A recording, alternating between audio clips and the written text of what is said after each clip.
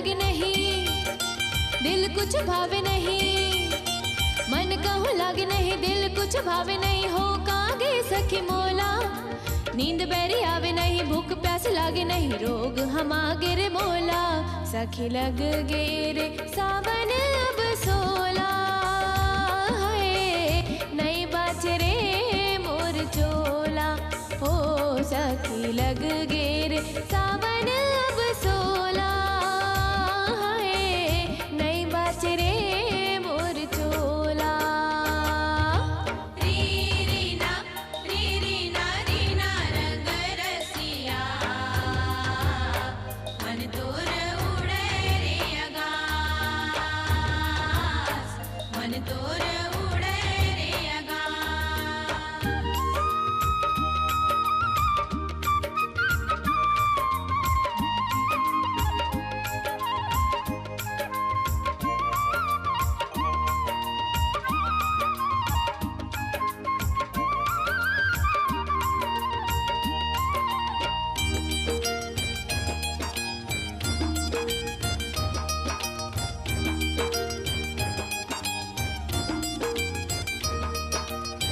एक सावन आए हरियर कर जाए तन मन, मोर सावन बैरे बन गे भावे नहीं घर मन।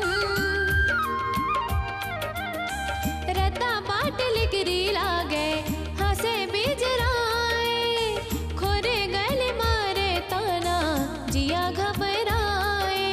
रतिया पहावे नहीं, सपना सिरावे नहीं, रतिया पहावे नहीं, सपना सिरावे नहीं। हो कागे सखी मोला, नींद बैरी आवे नहीं, भूख प्यास लागे नहीं, रोग हम आगे रे मोला।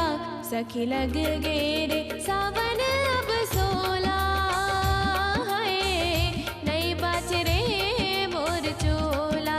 हो सखी लग गे रे सावन अब सोला, है नहीं बाच रे मोर चोला।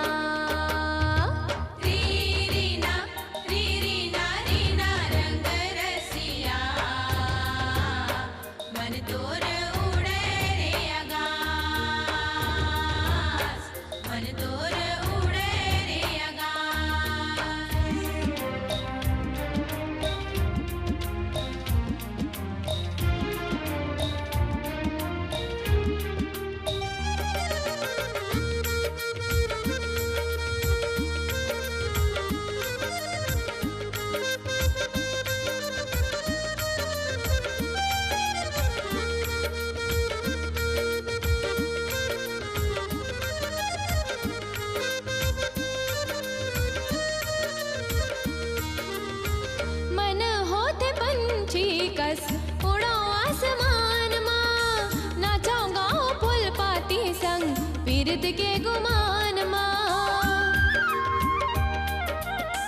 सुबह पढ़ के मैं ना संग बोलो बतियावो, मेरी कार कोई लीला ठेंगवा दिखावो।